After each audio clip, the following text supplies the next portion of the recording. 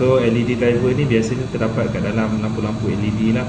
Jadi tadi saya tersalah beli lampu tu pasal dia punya soket ni dia tak ngam dengan yang existing lampu saya lah. Jadi apa kita perlu buat, ya, kita kena buka LED driver ni. Okey, jangan buka dekat sini. Skru ni tak boleh buka. Kalau buka memang tak boleh. Sampai bila tak boleh buka. Okay. Cara buka dia macam mana? Okay, cara buka dia terbalikkan benda ni. Dia nampak ada point dia ni 1, 2, 3, 4 ni. Jadi dia tungkil saja.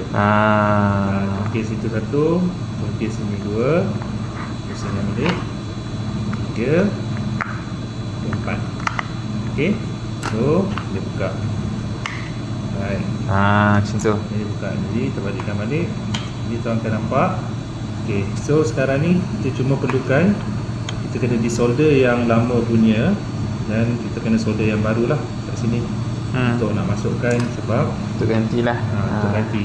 So, Ni kita dah ganti dah daripada kepala yang ni kita ganti kepala lain. Nampak okay. So soket ni dia punya berbeza. Ini adalah original daripada lampu saya. Ini adalah yang saya beli yang salah. Okay. Jadi kita tak nak beli benda yang lain. Itulah kenapa beli yang salah tu. Masukkan dalam video.